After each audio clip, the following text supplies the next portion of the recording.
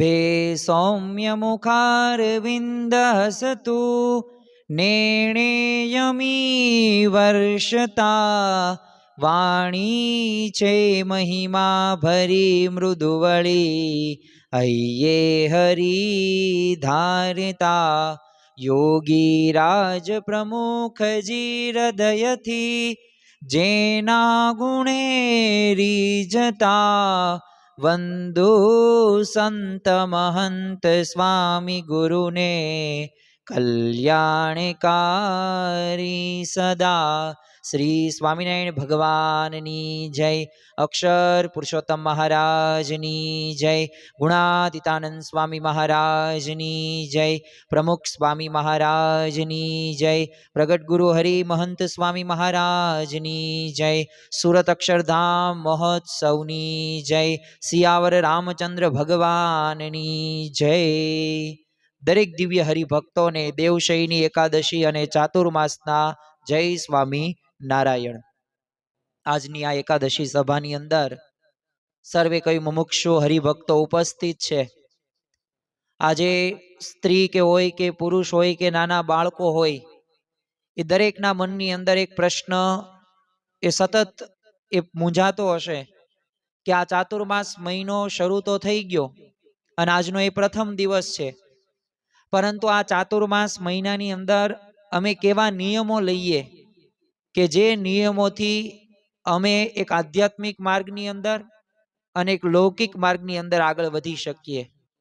तो आ चातुर्मास महीनानी अंदर 5 जे नियमो जे BAPS ना दरेक आश्रित हरिभक्तोए लेवा जोईए तेनी विशेष वात आजनी आ एकादशी सभानी अंदर आपणे करवाना छीए।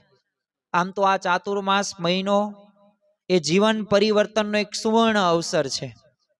जो आम तो तक तो घणी बधी आवे ज छे, 365 दिवस 24 कलाक भगवाननुं भजन थई शके, परंतु आ चातुर्मास महीनानी अंदर जो आपणे भजन के तप के भक्ति के व्रत करीए ने तो विशेष फल प्राप्त थतुं जोवा मळे छे। जेम अधिक मासनी अंदर जे फल कहेवामां आव्युं छे ते અહીંથી પણ વિશેષ આ ચાતુર્માસની અંદર કરવામાં આવે છે।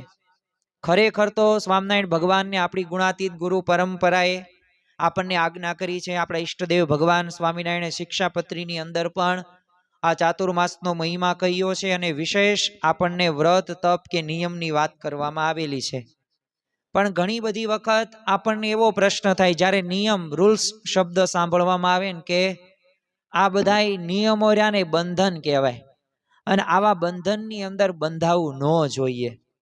પણ જો વિશ્વવંદનીય પ્રમુખ સ્વામી महाराज કહેતા કે ધર્મના બંધન એ બંધન નથી પણ મુક્તિના સાધનો છે।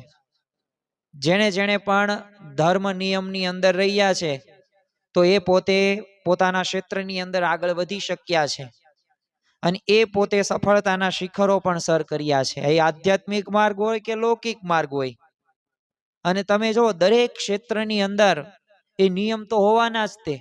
ઘરની અંદર પણ નિયમો છે। આપણા માતા જ તે રસોઈ બનાવે તો એમાં નિયમથી જ બનાવે। જો નિયમ વગર બનાવવામાં આવે તો રોટલી ખાઈ ન શકીએ, શાક આપણે ખાઈ ન શકીએ। તો તમારા માતા પિતા પણ જો નિયમનું પાલન કરે છે, તમે નિયમનું પાલન કરો જ છો ને। તમે પણ જ્યારે એ બ્રશ કરો છો સવારમાં કે જમો છો કે કંઈક કામ ધંધો કરો તો નિયમમાં રહીને જ કામ કરો છો। જો નિયમ બહાર કામ કરો તો નોકરીમાંથી મેન જે વ્યક્તિ હોય, બોસ કે જે આચાર્ય હોય કે મુખ્ય માલિક હોય, CEO એ તમને કાઢી નાખશે। તો જો ત્યાં પણ આપણે નિયમનું પાલન તો કરીએ જ છીએ। તો જો આધ્યાત્મિક માર્ગની અંદર આગળ વધવા માટે નિયમનું પાલન કરવું ખૂબ જરૂરી છે। પણ સદગુરુ સંતોએ આપણને શું આજ્ઞા કરી છે એની આજના દિવસે વાત કરવાની છે। વિશેષ આ ચાતુર્માસની અંદર આપણે કેવા કેવા નિયમો લઈ શકીએ, 5 એવા નિયમોની આજના દિવસે આપણે વાત કરવી છે। પરંતુ એ પૂર્વે મહંત સ્વામી મહારાજ પોતે કહે છે કે નિયમોનું પાલન રહ્યું ને એ જ સાચી ભક્તિ છે અને ભક્તિ રહીને એ જ ગુરુ હરિની પ્રસન્નતાનું કારણ છે। જેને જેણે પણ ગુરુને રાજી કર્યા છે તો એમની આજ્ઞા પ્રમાણે એમને જીવન બનાવ્યું છે। તમે જો શાસ્ત્રીજી મહારાજ હોય તો ભગતજી મહારાજની દરેક આજ્ઞામાં રહ્યા છે। ભગતજી મહારાજ હોય તો ગુણાતીતાનંદ સ્વામીની આજ્ઞામાં રહ્યા છે। જેવી રીતે ગુણાતીતાનંદ સ્વામી જીભ વળીને એમ ભગતજી મહારાજનો દેહ વળ્યો છે, ત્યારે પોતે બ્રાહ્મી સ્થિતિને પ્રાપ્ત કર્યા છે. તો એવી જ રીતે મહંત સ્વામી મહારાજ પણ, પ્રમુખ સ્વામી મહારાજ, યોગીજી મહારાજ એ બધાની આજ્ઞામાં રહ્યા છે. એટલે કોઈ પણ આગળ વધ્યું છે ને તો પ્રગતિના રહસ્યની અંદર પણ પ્રમુખ સ્વામી મહારાજ એ જ જણાવે છે કે જે પણ આગળ વધ્યા હોય ને તો એમની ગુરુની આજ્ઞા રહીને સર્વોપરી કહેવાય. તો આ ચાતુર્માસની અંદર જે આપણને નિયમોની વાત કરવામાં આવશે આજની આ એકાદશીની સભાની અંદર, તો આપણે સર્વ કોઈ એ નિયમોનું પ્રથમ તો શ્રવણ કરીએ. ત્યારબાદ આ એકાદશી સભા પૂરી થાય એટલે અંતે આપણે સર્વ કોઈ એક દ્રઢ સંકલ્પ સાથે આગળ વધવાનું છે કે આ જે 5 જે પાવરફુલ જે નિયમોની વાત આજે આપણે કરવાના છીએ, તો એ નિયમમાંથી યથાશક્તિ પ્રમાણે આપણે નિયમ લેવાનો છે. જો આજે આપણે ચાતુર્માસની વાત કરવી છે, આજે આપણે દેશયની જે એકાદશી છે તો એની તો આપણે પૌરાણિક કથાની વાત કરી ચૂક્યા છીએ. પણ ઘણા બધા લોકો છે ને ચાતુર્માસમાં શું માને છે, થોડીક માન્યતા છે જેને આપણે સર્વપ્રથમ સમજવી પડે કે ચાતુર્માસની અંદર આપણે એકાદશી કરીએ, આપણે ડુંગળી લસણ છોડી દઈએ, પછી અમુક વસ્તુઓ હોય, એટલે કેવી વસ્તુઓ પાછો આપણને તો ગોખાઈ જ ગયું હોય કે છે ને કોઈ પણ શક્કરિયા હોય કે મૂળા હોય, મોગરી હોય કે રીંગણા હોય, આ બધાનો ત્યાગ કરી દઈએ એટલે આ ચાતુર્માસ આપણો સક્સેસફુલ પૂરું. પણ એ બસ આવું જ આપણે માનીએ છીએ, ઘણા બધા માનતા હોઈએ છીએ, પણ એવું નથી. ભગવાન સ્વામિનારાયણ અને આપણી ગુણાતીત ગુરુ પરંપરાએ ચાતુર્માસને એક જીવન સુધારવાનો એક કાર્યક્રમ બનાવ્યો છે. આ કાર્યક્રમનો આપણે સર્વ કોઈએ લાભ લેવાનો છે ને એ કાર્યક્રમ પ્રમાણે ચાલવાનું છે. આ 4 મહિનામાં જો માણસ પોતાના જીવનમાં 4 જો સારા નિયમો દ્રઢ કરે ને તો બોલો એનું આખું જીવન બદલાઈ જાય. પણ આજે આપણે 5 નિયમોની વાત કરશું, કારણ કે આપણે આજે એવા નિયમોની વાત કરવી છે જે તમારા એક પારિવારિક પ્રશ્નોનું સમાધાન થાય, આધ્યાત્મિક માર્ગે પણ તમે આગળ વધી શકો અને લૌકિક માર્ગે પણ તમે આગળ વધી શકો. તો એવી રીતે આજે વાત કરવી છે અને સર્વ કોઈના જીવનની અંદર એ દરેક પ્રકારના પ્રશ્નોનું સમાધાન આ 5 પાવરફુલ જો નિયમો આપણે ચાતુર્માસ દરમિયાન લેશું. કોઈકને એમ થશે કે આ ચાતુર્માસનો એક દિવસ તો પસાર થઈ ચૂક્યો છે, હવે કાલથી નહીં, આજથી જ શરૂ કરવાનું. તમે સાંભળ્યું ત્યારથી શરૂઆત કરી દેવી. તમે આ સભાની અંદર આવ્યા, હવે આ સભામાં તમે સાંભળ્યું, તમે દ્રઢ નિર્ધાર કર્યો, એની માટે શું કરી શકાય એની પણ વાતો કરવાની. કાયમ માટે 120 દિવસ સુધી 4 મહિના સુધી આપણે પાલન કરી શકીએ તો એની પણ આપણે વાતો કરીશું. પણ એ પૂર્વે થોડાક બીજા શાસ્ત્રોનો પણ આપણે સાર લઈએ. અને શ્રીમદ ભગવદ્ ગીતા હસ્તે તો એની અંદર તમે જો 18 અધ્યાય 700 શ્લોક છે, તો એની અંદર બીજા અધ્યાયની અંદર 40મા શ્લોકની અંદર કહેવામાં આવ્યું છે, શ્રી કૃષ્ણ ભગવાન અર્જુનને કહે છે, ન માત્ર અર્જુન આપણને સર્વ કોઈને કહે છે કે થોડા સમય માટે પણ જો ભગવાનના માર્ગમાં કરેલો જો પ્રયત્ન હોય ને એ ક્યારેય વ્યર્થ જતો નથી. એટલે આ ચાતુર્માસ મહિનાની અંદર થોડુંક યત્કિંચિત થોડુંક પણ કરેલું હશે ને તો ભગવાન તો વધુ જ માનવાના છે. પરંતુ એ આપણે એવું કરીએ ને કે એનાથી ભગવાનને સંતનો રાજીપો પ્રાપ્ત કરી શકીએ. આ બધા હરિભક્તો એવું પણ માને છે કે પૂજા કરીએ, ધ્યાન કરીએ, માનસી પૂજા કરીએ, રવિ સભા ભરીએ એટલે એમાં ચાતુર્માસ આવી ગયો. તો એ તો આપણે દરરોજ કરીએ જ છીએ, પરંતુ આ ચાતુર્માસ એટલે શું? વિશેષ નિયમો દ્રઢ કરવાના છે. તમે જો આજે જ તે અષાઢ સુદ એકાદશી એટલે દેવશયની એકાદશી અને કાર્તિક સુદ એકાદશી એટલે પ્રબોધિની એકાદશી સુધી, એટલે 4 મહિના સુધી એ આપણે આ કાર્ય શાસ્ત્રોમાં જો કહેવામાં આવ્યું છે કે 4 મહિના દરમિયાન કરેલી ભક્તિ રહીને એનું ફળ અનેક ગણું ફળ પ્રાપ્ત થાય છે.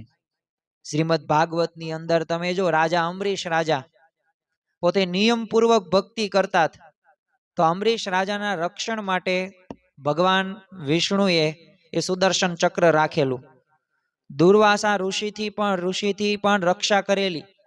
અને એટલું જ નહીં, અમરીશ રાજા પોતે 24 કલાકમાં બોલો 23 કલાક સેવા કરતા.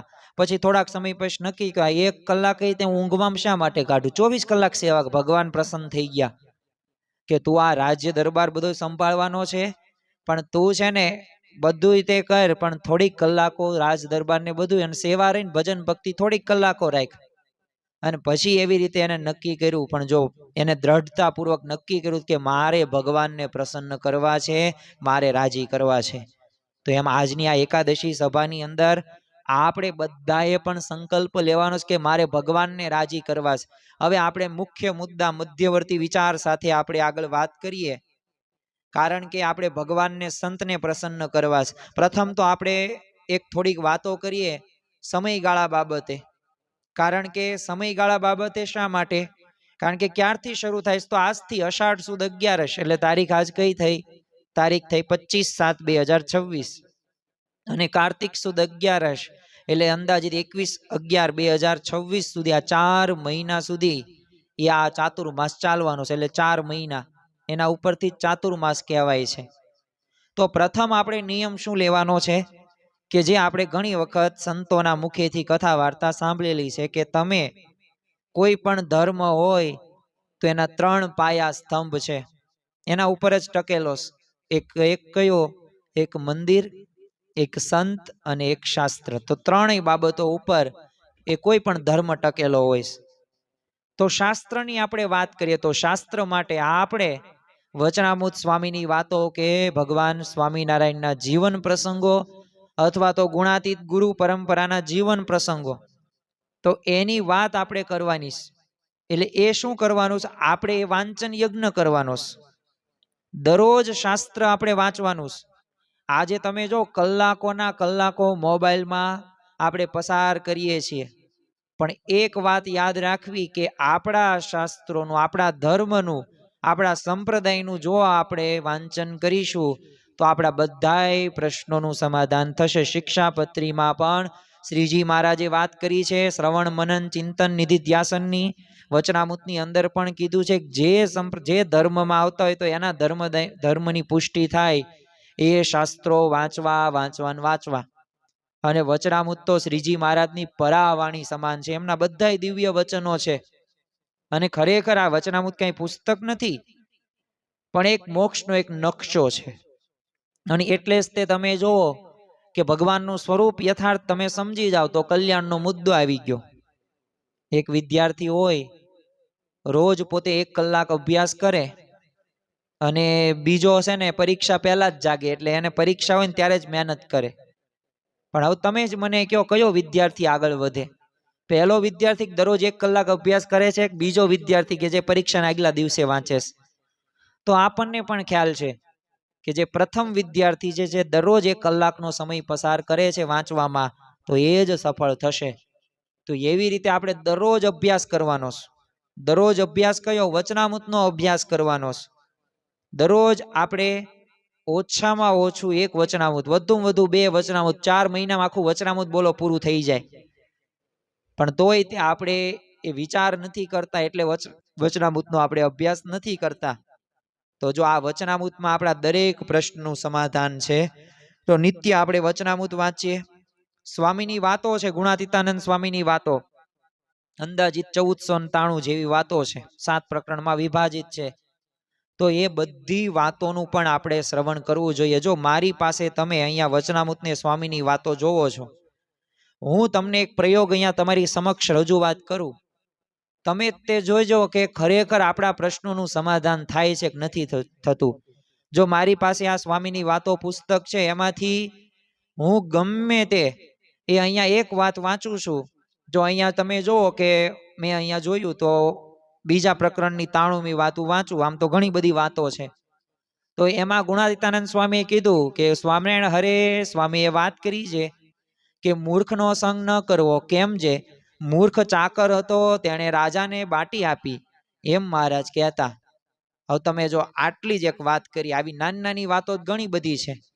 પણ હવે જો ગુણાતીતાનંદ સ્વામી શું કીધું? મૂર્ખનો સંગ ન કરો, તો સંગ તેવો રંગ. અને ખરેખર આપણને ખ્યાલ આવે કે સંગની આપણા જીવનમાં કેટલી, જો આ મનન નિધિ ધ્યાસન પાછું કરવાનું છે, પણ જો નહીં કરીએ તો પાછું આગળ નહીં વધીએ.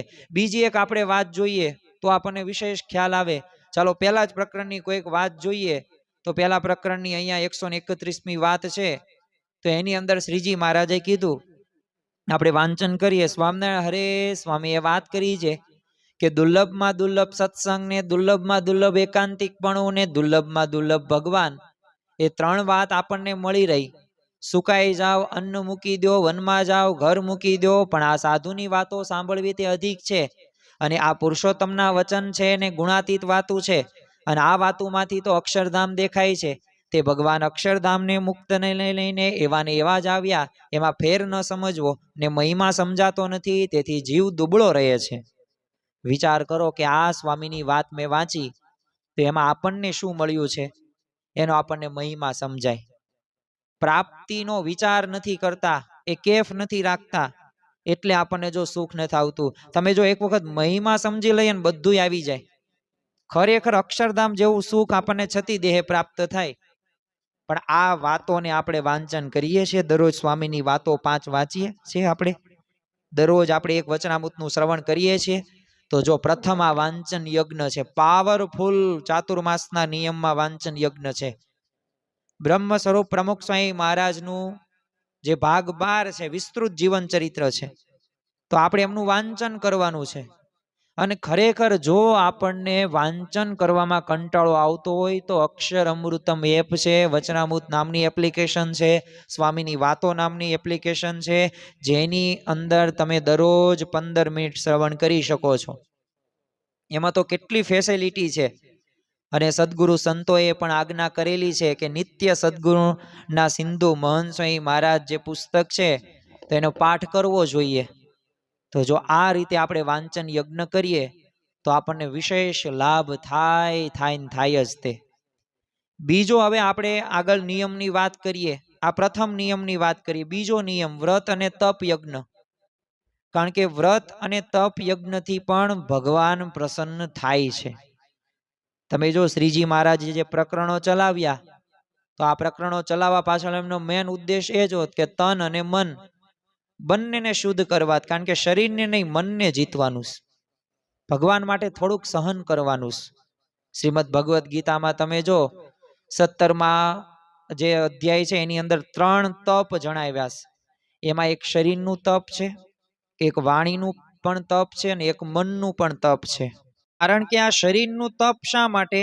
કારણ કે જે ભક્તોને જો શારીરિક અનુકૂળતા હોય ને તો ધારણા પારણા અને ચાંદ્રાયણ બધા વ્રત કરવા જોઈએ. અને અથવા તો શ્રાવણ માસ આવે છે તો મહારાજે એ કીધું જો ચાતુર્માસમાં બધા નિયમોનું પાલન થાય ને 4 મહિના થાય તો શ્રાવણ માસમાં તો અવશ્ય નિયમો રાખવા. તો એક ટાણાના વ્રત પણ કરવાના શ્રાવણ માસની અંદર. તો જો આ વ્રત અને તપ યજ્ઞ કરશું તો એનાથી ભગવાન રહ્યાને પ્રસન્ન થશે. પણ આજે સાચું તપ કયું? આજે સાચું તપ એવું જ તે કે મોબાઈલનો તમે ઓછો વપરાશ કરો. નિરર્થક વિડીયો છે ને જોવાનું તમે મૂકી દો. આપણે જે ક્રોધમાં આવીને જે સામેવાળા વ્યક્તિ સાથે ઝઘડીએ છીએ, ગુસ્સો કરીએ છીએ, તો આ બધું આપણે મૂકીએ ને તો આ પણ એક મોટામાં મોટું તપ કહેવાય. એક સાધુએ એક વાત કરી કે ઉપવાસ કરતા છે ને મને બહુ મુશ્કેલ છે. હવે એક દિવસ કોઈની નિંદા નહીં કરવાની, તો એ સૌથી મોટું તપ કહી જ શકાય. તો એમાં આપણા જીવનની અંદર આ પ્રકારના નિયમો જો ધારણા પારણા કરવાની ના નથી, ચાંદ્રાયણ વ્રત પણ કરવું જ જોઈએ જો શરીરમાં અનુકૂળતા હોય તો. પણ સાથે સાથે આવા વ્રત તપ યજ્ઞ પણ કરવાથી ભગવાનને સંતનો રાજીપો પ્રાપ્ત થાય છે. એટલે તમે શરીર સાથે તમે જો આ એકાદશી આજે આપણે રહ્યા છીએ તો આ ભગવાનને સંતને પ્રસન્ન કરવા માટે છે. અને નિયમોનું પાલન કરશો એ જ સાચી ભક્તિ છે. બાકી નિયમ વગરનું જીવન રહ્યું ને પશુ સમાન કહી શકાય. ત્રીજું આપણે એક વાત કરીએ, ભક્તિ યજ્ઞ પણ કરી શકીએ. વાંચન યજ્ઞની વાત કરીએ, વ્રત તપ યજ્ઞની આપણે વાત કરીએ. ભક્તિ યજ્ઞ જો ભગવાન ભક્તિએ કરીને વશ થાય છે. પ્રહલાદે જો તમે 10,000 વર્ષ સુધી યુદ્ધ કર્યું નારાયણ સાથે, ભગવાન જીતાણા નહીં, પણ નારદજીનો ભેટો થયો પ્રહલાદને અને કહ્યું ભગવાન એમ નહીં જીતાય, તપથી ભગવાન, ભક્તિથી ભગવાન જીતાશે. અને તમે જુઓ 6 માસ તપ કર્યું ને ભગવાન પ્રસન્ન થઈ ગયા. તો એમ આપણે ભક્તિ યજ્ઞ કરવાનો, તપ કરવાનો. દરરોજ આપણે 5 કે એનાથી વધુ માળા અધિક વધારીને ફેરવવાની. દરરોજ આપણે 11 ફેરવ તો એમાં +5 કરવાના. અહીંથી વધારી શકો તમે. અને પોતાની શ્રદ્ધા અનુસાર અધિક દંડવત હોય કે અધિક પ્રદક્ષિણા હોય એ કરવા નિયમ રાખો.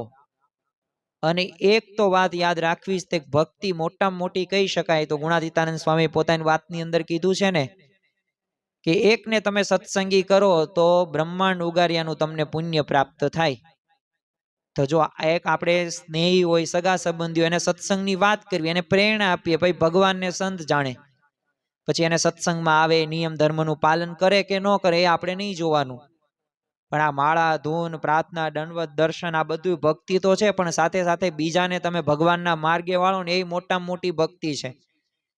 અને એટલે જ તે તમે જો શ્રીમદ ભગવદ્ ગીતામાં પણ 9મા અધ્યાયની અંદર 26મા શ્લોકની અંદર કહ્યું છે કે પ્રેમથી અર્પણ કરેલું પાન, ફૂલ કે ફળ કે પાણી પણ હું સ્વીકારું છું. તો તમે ભલે ગમે તે નાનો કોઈ પણ નિયમ નાનો હોતો નથી, પણ નિષ્ઠાથી કરેલો નિયમ હોવો જોઈએ. તો ભગવાનને વસ્તુ નહીં, ભાવના ભગવાન ભૂખ્યા છે ને એટલે જ આપણે કહીએ છીએ ને, તમે ભાવે ભજી લો ભગવાન, જીવન થોડું રહ્યું, કંઈક આત્માનું કરી લ્યો કલ્યાણ, જીવન થોડું રહ્યું. તો જીવન તો થોડું જ છે, પણ અલ્પ એવા જીવનની અંદર ભગવાનને પ્રસન્ન કરી લેવાના છે. આ 1,84 જમપુરીમાં ભટકવા નથી થતું. 84 લાખ યોની પછી ભાગવત કહે છે દુર્લભો માનુષો દેહો. પણ આ દુર્લભ એવા મનુષ્ય દેહથી જો ભગવાનની ભક્તિ જ ન થાય ને તો ખરેખર એ નિરર્થક કહેવાય. જો આ બધા લોકના વ્યવહારમાં, સંબંધોમાં જો આપણે આપણી એનર્જી, શક્તિ જો વેડફી નાખીએ ને તો ભગવાન એનાથી ક્યારેય પ્રસન્ન થતા નથી. આપણને ભગવાને શા માટે મોકલ્યા છે? આપણને ભગવાને મોકલ્યા છે ભક્તિ કરવા માટે, આપણું આત્મકલ્યાણ કરવા માટે. વચનામૃતની અંદર શ્રીજી મહારાજે વાત કરી છે કે જેને ભગવાનમાં પ્રેમ થયો હોય ને એને ભગવાન વિના એક ક્ષણ પણ ગમતું નથી. હવે આપણે અંતરદ્રષ્ટિ કરવાની છે કે આપણને ભગવાન વગર ચાલે છે, તો જો ચાલતું હોય તો સમજવાનું કે હજે બરાબર રીતે આપણે ભગવાનનો યથાર્થ મહિમા સમજ્યા નથી. તમે જો બાળ ભક્ત તે ધ્રુવ 5 વર્ષનો હતો, પણ જો ભક્તિથી એમ ભગવાનને મેળવી લીધા. ઉંમર નહીં, ભાવ મહત્વનો, ભાવ જોઈએ. એટલે તમારી ઉંમર જે હોય, અહીંયા સભામાં બેઠેલા બાળકો હોય તો એ પણ જો ભગવાનને પ્રસન્ન કરવા માટે જો કટિબદ્ધ થાય તો ભગવાનને સંત પ્રસન્ન થાય. અને યાદ રાખજો, ભગવાનને પ્રસન્ન કરવાની અહીંથી બીજી કોઈ મોટી વિશેષ વાત જ નથી. લોકના ગમે એટલા વ્યક્તિઓને તમે પ્રસન્ન કરશો, એ તો કેવું સ્વાર્થ ભરેલી દુનિયા છે, એ કાંઈ એટલા બધા કામમાં નહીં આવે. એ બધું તમે એના સ્વાર્થ સધાશે ત્યાં સુધી જ કામમાં આવશે. પણ ભગવાનને સંત રહ્યા ને એ પોતે નિસ્વાર્થ છે, એમને કોઈ પણ પ્રકારની અપેક્ષા આપણી પાસે નથી. હા, એક અપેક્ષા છે કે આપણે ભગવાનના માર્ગે વળીએ, આપણે ભજન ભક્તિ કરીએ. ગુણાતીત સંત આપણી પાસેથી અપેક્ષા રાખે છે. અને એટલે જ તે તમે જો ભગવાન ભજી લેવા. પ્રમુખ સ્વામી મહારાજને એક હરિભક્તે રિપોર્ટરે કીધું કે દિલ્હી અક્ષરધામ તૈયાર થઈ ગયું, what is your next project? પ્રમુખ સ્વામીએ શું કીધું? ભગવાનનું ભજન કરવું, ભજાવવા. હવે આફ્રિકાનો પ્રવાસે જવાનું હતું યોગી બાપાને, તો સેવક સંતે કીધું આપણે વજન કરી લઈએ, ખબર પડે કેટલું પછી વજન વધે ને ઘટે. યોગી બાપાએ શું કીધું? વજન નહીં, ભજન કરી લઈએ. એટલે તે યોગી બાપા શું કહેતા હતા? ભગવાન ભજી લેવા. એમનું જીવન સૂત્ર તે આ હતું.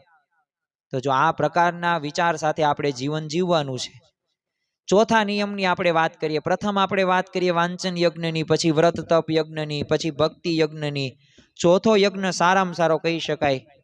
અત્યારે ઘરની અંદર, પરિવારની અંદર, કુટુંબની અંદર, કોઈ પણ ક્ષેત્રની અંદર, આધ્યાત્મિકની અંદર, સત્સંગની અંદર પ્રશ્ન થાય છે ને તો એનો મૂળ મુદ્દો શું છે?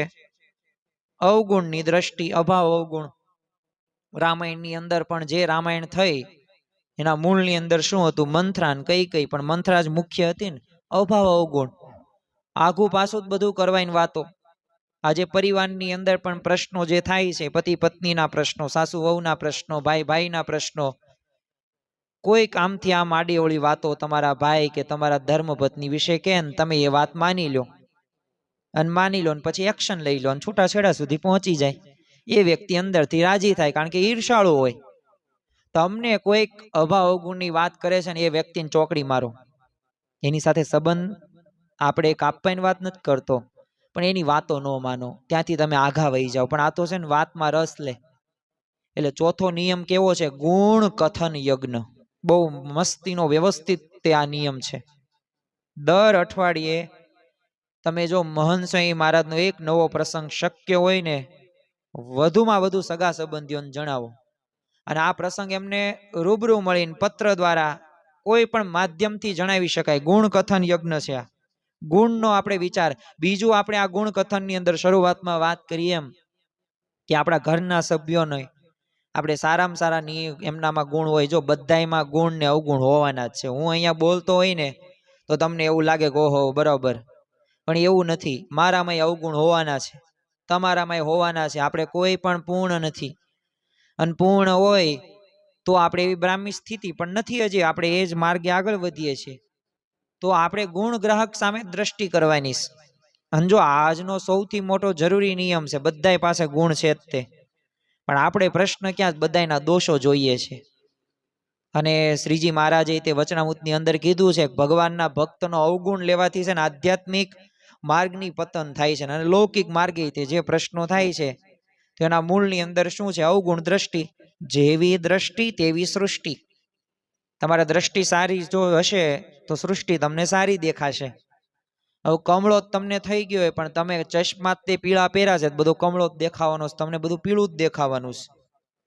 અને ગુણાતીતાનંદ સ્વામી પોતાની વાતની અંદર કીધું છે કે જેને ગુણ જોવાની ટેવ પડે ને તેમાં ભગવાન વસે છે.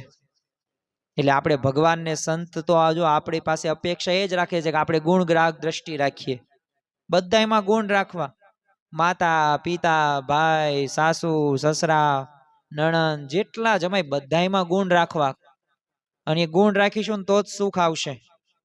મધમાખી હોય ને એ કાંટા વચ્ચે પણ ફૂલ શોધી લેશે, પણ માખી તમે જો ફૂલ વચ્ચે પણ ગંદકી શોધી લેશે. હવે આપણે ક્યાં બનવું, ક્યાં જવું, કઈ સુગંધ લેવી છે ને આપણે જોવાનું. કારણ કે જો આપણે એવી દ્રષ્ટિ હશે તો આપણને બધું તે ખરાબ જ તે આપણને દેખાવાનું. પછી વ્યક્તિ સારું કર્મ કરશે ને તોય તે આપણને નેગેટિવ. અમુક પ્રશ્નો તો એવા જ હોય છે.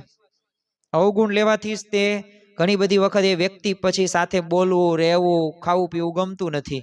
હવે જેની સાથે તમારે રહેવાનું, ચાર ફેરા ફેરા છે, તમે એના જ અવગુણ ગાતા હોય તો ક્યારેય એ વ્યક્તિ તમને એ સુખી કરશે નહીં, અને તમને એમની સાથે રહેવું પણ નહીં ગમે. અને છેલ્લો નિયમ, પાંચમો નિયમ, એટલે કે પારિવારિક નિયમો. આ પારિવારિક નિયમો આજે સમાજની અંદર જો તમે જે પણ પ્રશ્નો છે, ભાઈ ભાઈના પ્રશ્ન, ભાઈ બહેનના પ્રશ્ન, સાસુ સસરાના પ્રશ્ન, અરે સાસુ પુત્ર વધુના પ્રશ્ન, પતિ પત્નીના પ્રશ્નો, આ બધાય પ્રશ્નોની મૂળની અંદર જો કોઈ બાબત હોય ને તો પારિવારિક નિયમો આપણે ઘરની અંદર લેતા નથી. એટલે જ તે આપણા ઘરની અંદર પ્રશ્નો જોવા મળે છે. થોડીક આજના સમયની વાસ્તવિકતા જોઈ લઈએ, પછી આપણે પારિવારિક નિયમોમાં શું લેવાનું છે એની વાત કરીએ. ત્યારે તમે જો નાની નાની વાતોની અંદર પતિ પત્ની ઝઘડા કરતા હોય છે. સ્વાભાવિક રીતે આજે ફોન આવવાથી ઘણી બધી રીતે આપણને લાભ પણ થાય છે, પણ એનાથી પણ વધુ ગેરલાભો કેટલા જોવા મળે છે. એક બોલો સામાન્ય એક જન્મ દિવસનું આપણું સ્ટેટસ કોઈક સગા સંબંધીએ ન મૂક્યું હોય ને આપણે મૂક્યું હોય પાછું એ સમયે, તો બોલો એ સગા સંબંધી ઉપર આપણે ચોકડી મારી દઈએ છીએ. એ આપણને એ બોલો સંબંધી આપણને ગમતો નથી. પતિ કે પત્ની વચ્ચે નાની નાની બાબતો તમે જુઓ કે એક રેગ્યુલેટરનો પંખો 2 ઉપર ગમતો હોય ને અમુકને 5 ઉપર ગમતો હોય, 80ના પોઈન્ટ અમુકને 70 ઉપર, અમુકને 25 ઉપર, એના લીધે છૂટાછેડા થાય. અરે તમારી તિજોરી મારે જમણી બાજુ જ જોઈએ, તો પતિ એમ કે નહીં જમણી નહીં ડાબી બાજુએ જોઈએ. એના લીધે પ્રશ્નો થાય. તમે મહિના પહેલા એવું કીધું હતું કે હોટલમાં લઈ જશું ને કેમ લઈ ગયા નહીં, 2 મહિના પસાર થઈ ગયા, બોલો એના લીધે ઝઘડાઓ પ્રશ્નો થાય. કેટલું જમવાને કેટલું અગત્યનું કરી નાખ્યું કે ઘરમાં ઝઘડા કંકાસ થાય. અરે પરિવાર છે, ઘર છે, તો ઘરને મંદિર બનાવો, સ્મશાન નો બનાવો. ઘરમાં શાંતિ રાખો, ધીરજ રાખો, સહનશીલતા કેળવો, તો ઘરમાં શાંતિ રહેશે, ઘરમાં રહેવું ગમશે. પણ આ તો ઘરની અંદર કંકાસ ને ઝઘડામાં જ આખું જીવન પસાર થઈ જાય. ખરેખર જો આ બધા પ્રશ્નોનું સમાધાન બ્રહ્મ સ્વરૂપ પ્રમુખ સ્વામી મહારાજે આપને આપ્યું છે કે સબ દર્દો કી એક દવા ઘર સભા, ઘર સભા. ઘર સભાની અંદર બધાએ સામૂહિક રીતે આપણે વાંચન શ્રવણ દર્શન મનન કરવાનું, ગોષ્ઠી કરવાની. અને જો એ કરીશું ને તો અવશ્ય આપણા પરિવારની અંદર શાંતિ રહેશે. તાવ આવે ને માથું દુખે ને અલગ અલગ ટીકડી હોય, પણ બધા પ્રશ્નોનું સમાધાન પ્રમુખ સાહેબ આજે આપી દીધું ઘર સભા. પણ પાછું એમનું નિયમનું આપણે પાલન નથી કરતા. અગત્યનો મહત્વનો નિયમ છે, અહીંથી બધું આવશે.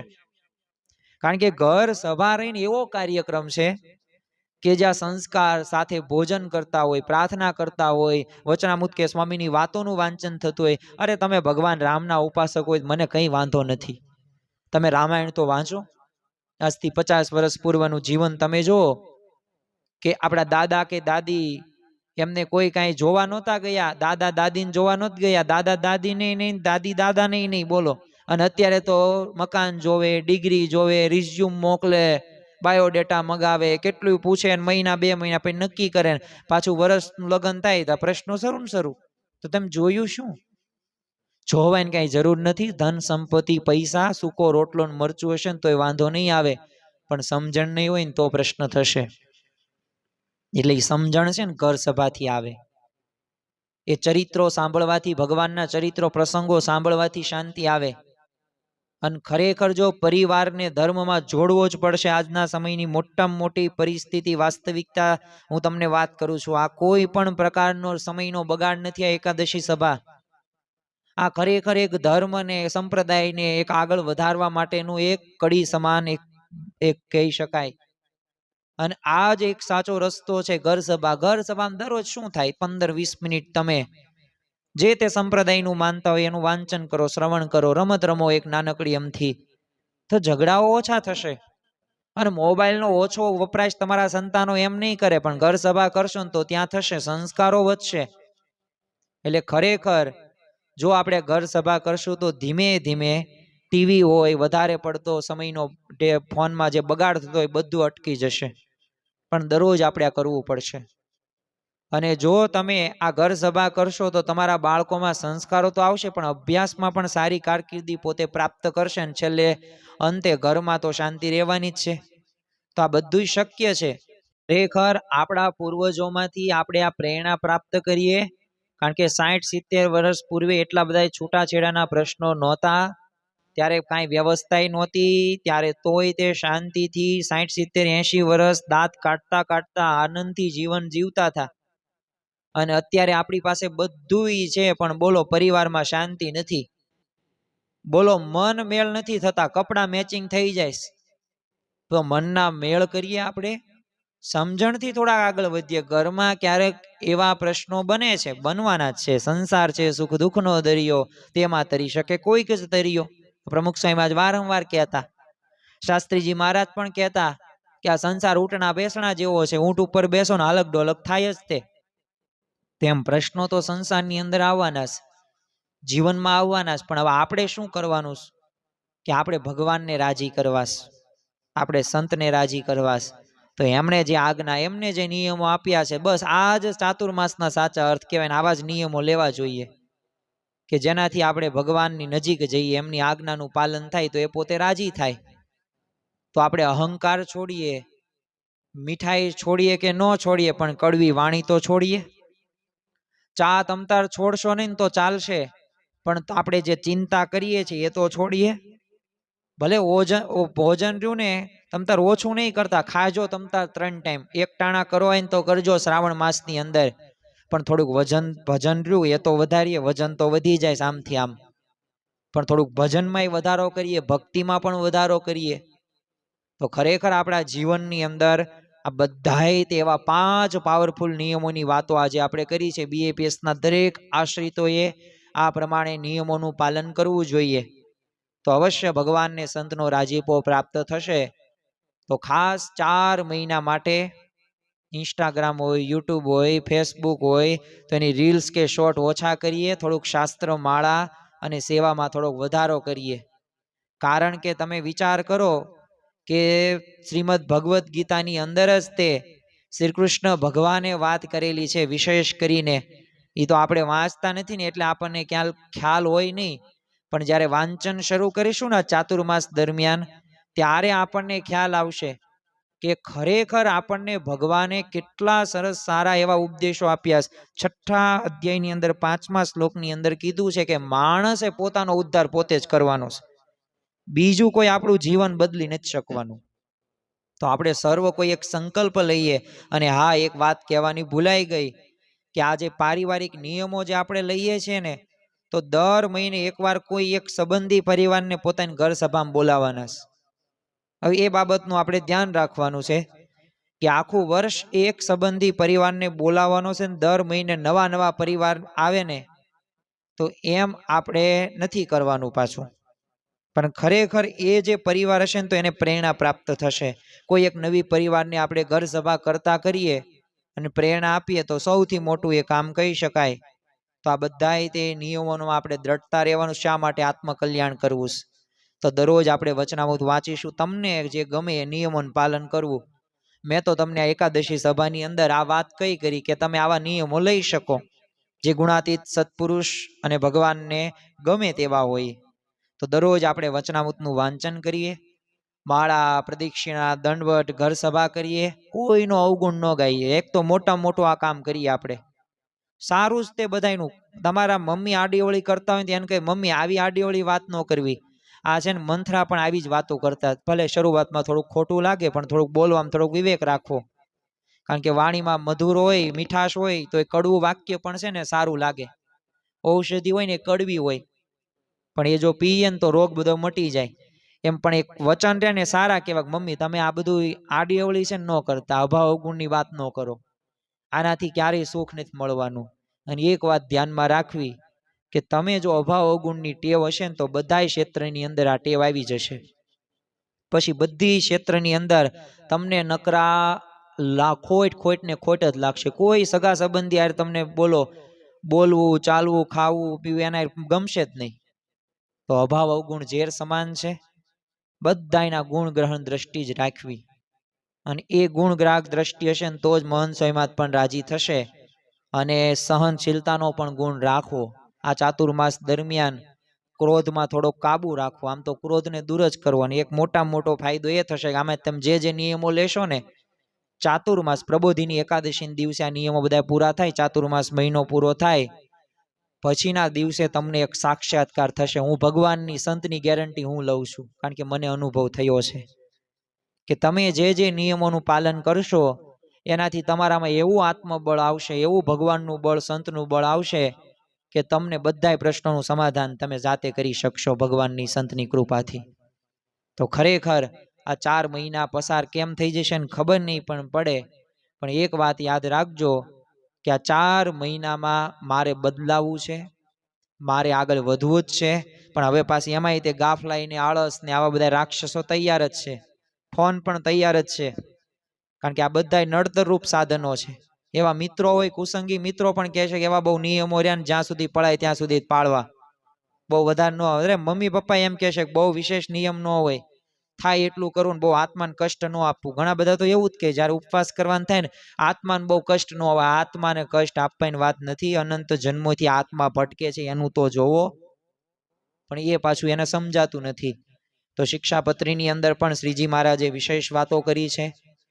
આપણને સત્સંગ દીક્ષા ગ્રંથની અંદર પણ મહંત સ્વામીમાં જે વિશેષ વાતો કરી છે. તો આ બધાય નિયમોનું વિશેષપણે આપણે પાલન કરવાનું છે.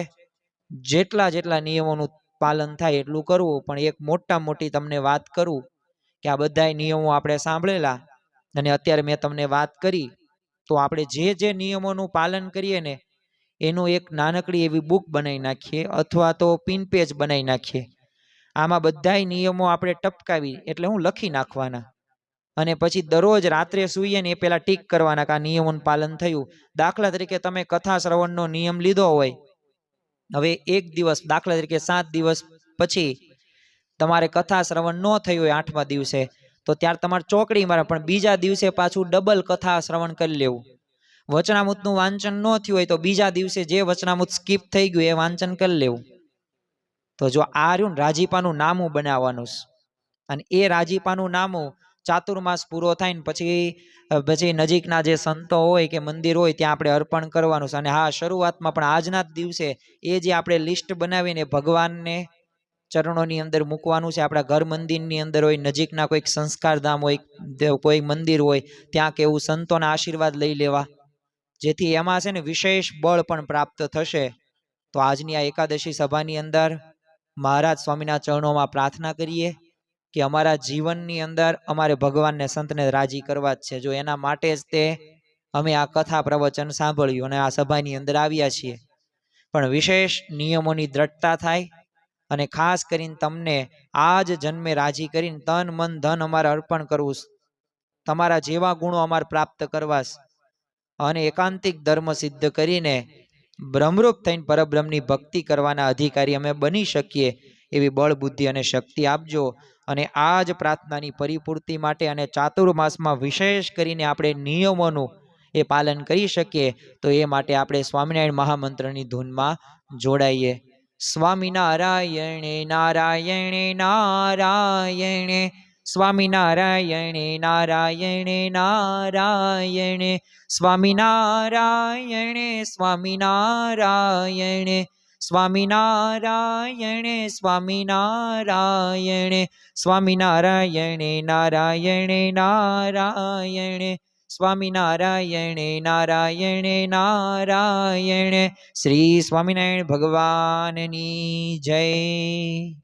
આવા જ આધ્યાત્મિક પ્રવચનો સાંભળવા માટે અમારી ચેનલને લાઈક કરો, શેર કરો અને સબસ્ક્રાઇબ કરવાનું ભૂલતા નહીં.